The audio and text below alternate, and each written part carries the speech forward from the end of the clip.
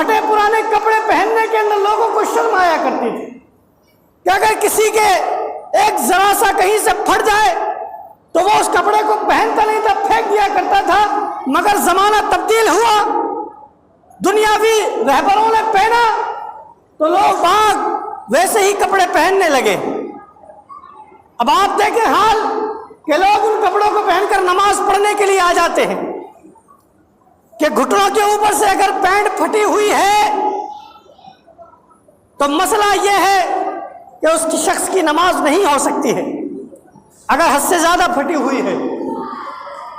لیکن اس نوجوان کو پتہ نہیں ہے، اس کو یہ تو پتہ ہے کہ یہ پینٹ اس ہیرو نے اس فلم میں پہنی تھی، مگر اسے یہ مسئلہ پتہ نہیں ہے کہ اگر میں ایسے مسجد میں جا کر نماز پڑھوں گا تو میری نماز نہیں ہوگی، اسے یہ پتہ نہیں ہے۔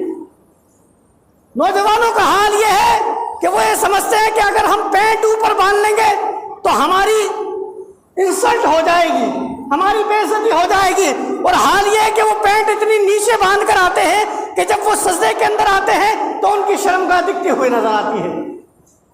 کیا؟ ان کی شرمگاہ دکھتی ہوئی نظر آتی ہے۔ اب آپ مجھے بتائیے کہ اس شخص کی نماز تو ہوگی ہی نہیں۔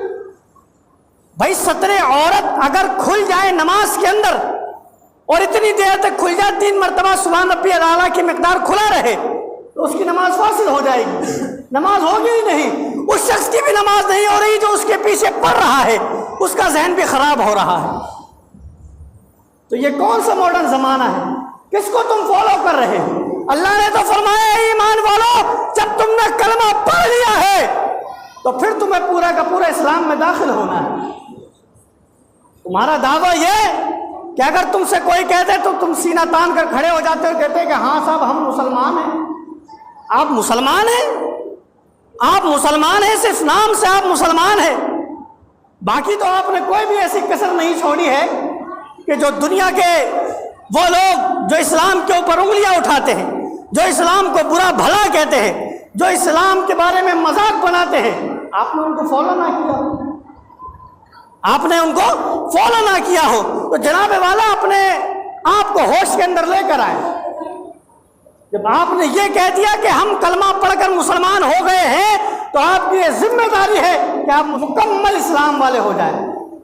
ایسا نہیں ہونا چاہیے کہ آدھا تیتر اور آدھا بٹیر، کہ نہ ادھر کے ہیں نہ ادھر کے ہیں، کہ جب جمعہ ہے آپ کرتا پاجامہ بھی پہن لیں، جب جمعہ ہے تو آپ صاحب ٹوپی بھی لگا لیں، جب آپ جمعہ ہے تو آپ صافہ بھی باندھ لیں، جب جمعہ ہے تو آپ عطر بھی لگا لیں، مگر جیسے ہی شنیوار آئے سارے کے ساری چیزیں غائب ہو گئی۔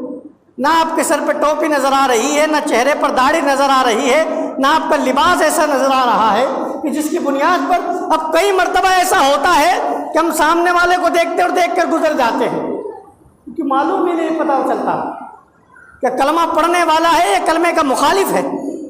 تو جب پتہ ہی نہیں ہے کہ سامنے والا کون ہے تو سلام کیا کرے؟ جب پتہ ہی نہیں چل رہا، بھائی جس کو جانتے ہیں ہم تو چلو اس کو تو ہم کر لیتے ہیں کہ صاحب یہ مسلمان ہے، لیکن جس کو جانتے نہیں ہے اور اس سے بڑھ کر کانوں کے اندر بالی پہن لی، واہ بھائی واہ، اور اس سے بڑھ کر ناکیں چھدا لی، یہ ہے مسلمانوں کا حال۔ بالی پہن کر وہ یہ سمجھ رہا ہے کہ مجھ سے زیادہ ہینڈسم اس محلے میں ہے ہی نہیں، اور اس کو اگر کوئی کہہ دے کہ بھائی پورا چھکا لگ رہا ہے، پورا لیڈیز لگ رہا ہے تو برا مان جائے گا، پھر برا مان جائے گا، وہ لڑنے کے لیے تیار ہو جائے گا کہ مجھے چھکا کیسے کہہ دیا، مجھے تم نے لیڈیز کیسے کہہ دیا۔ ارے بھائی تو نے جو کان میں بالی پہنی اس وجہ سے کہا ہے کیونکہ مرد کے اوپر حرام ہے بالی پہننا، عورتوں کا خاصہ ہے۔ بھائی عورت کے ساتھ خاص ہے کہ نہیں ہے؟ عورت کے ساتھ خاص ہے کہ نہیں ہے بالی پہننا؟ تو اگر کوئی مرد بالی پہن رہا ہے تو وہ عورت کے مشابہ ہو رہا ہے، تو اب ظاہر سی بات ہے جو دیکھے گا وہ سمجھ جائے گا کہ بھائی اپنی برادری کا نہیں ہے تو میٹھا ہے، یہی بولے گا اس کو، پھر اس کو برا لگ جائے گا کہ مجھے میٹھا کہہ رہے ہیں۔ ارے بھائی تو حرکت ایسی کر رہا ہے، تو مردوں والی حرکت کر۔ مردوں کا کام یہ ہے کہ صاحب وہ مکمل داڑھی رکھتے ہیں، مردوں کا کام یہ ہے کہ وہ بالی نہیں پہنتے، مردوں کا کام یہ ہے کہ وہ ناک نہیں چھدواتے، مردوں کا کام یہ ہے کہ صاحب وہ اپنے سر کے اوپر ٹوپی سجاتے ہیں، مگر تو نے تو پوری دنیا کے خلاف چل گیا، تو نے تو بالی پہن لی۔ اور بالی پہن کر تو اپنے آپ کو مرد سمجھ رہا ہے. تو میرے دوست اتنی غلط فہمی ہے. اور اس سے بڑھ کر میں آپ کو بات بتاؤں.